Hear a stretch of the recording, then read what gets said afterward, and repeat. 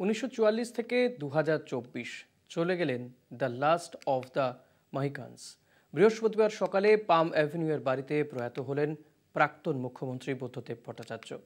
উত্তর কলকাতায় জন্ম বুদ্ধদেব ভট্টাচার্যের। উত্তর কলকাতার শ্যামপুকুর এলাকায় শৈলেন্দ্র সরকার বিদ্যালয় থেকে পাশ।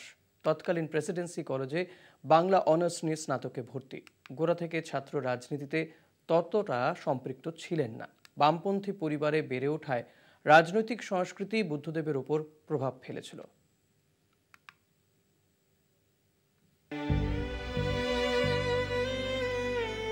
উত্তর কলকাতায় জন্ম বুদ্ধদেব ভট্টাচার্যের। বামপন্থী পরিবারে বেড়ে ওঠায় সেই রাজনৈতিক পরিবেশ বুদ্ধদেবের উপর প্রভাব ফেলেছিল। 1966 সালে বুদ্ধদেব সিপিএম এর সদস্য হন। দলে যোগ দেওয়ার পরেও মূলত দলীয় পত্রপত্রিকা সম্পাদনা এবং লেখালেখির দায়িত্ব নিয়েছিলেন তিনি। বাম ছাত্র রাজনীতিতে বড় ভাঙন, শৈবাল মিত্র, আজিজুল হকের মতো নেতারা যখন পা বাড়াচ্ছেন ভিন্ন দিকে, তখনই বুদ্ধদেবের উত্থান। যুব আন্দোলনের প্রাথমিক সংগঠক হিসেবে যাত্রা শুরু তাঁর। 60-এর দশকের শেষের দিকে ডিওয়াইএফআই এর পশ্চিমবঙ্গ রাজ্য কমিটির সম্পাদক হন বুদ্ধদেব। খাদ্য আন্দোলনেও যোগ দেন তিনি।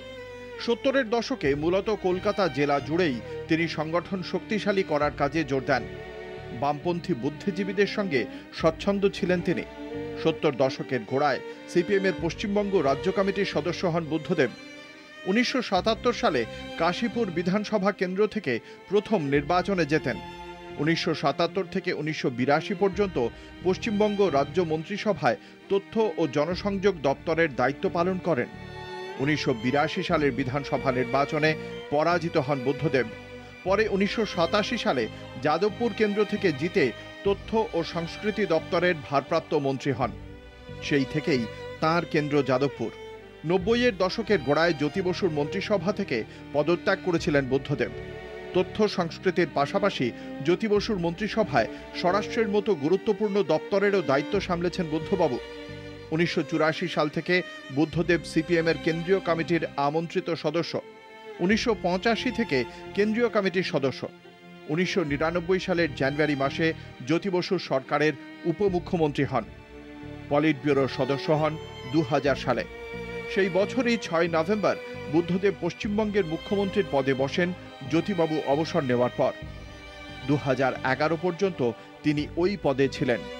সিঙ্গুরের শিল্পায়নে জোর দিয়েছিলেন তিনি, কিন্তু শিল্পায়নের স্বপ্ন বাস্তবায়িত হয়নি দলগত কিছু ভুল সিদ্ধান্তের জন্য। এরপরই পরিস্থিতি হাতের বাইরে চলে যায়। সিঙ্গুর নন্দীগ্রাম আন্দোলন থেকেই বাম জমানার শেষ ইনিংসের শুরু। 2006 সালের বিধানসভা ভোটে প্রথম ধাক্কা। 2008-এর পঞ্চায়েত ভোটেও ধাক্কা খায় বামফ্রন্ট। 2009 লোকসভা ভোটে ফারাক আরও বাড়ে।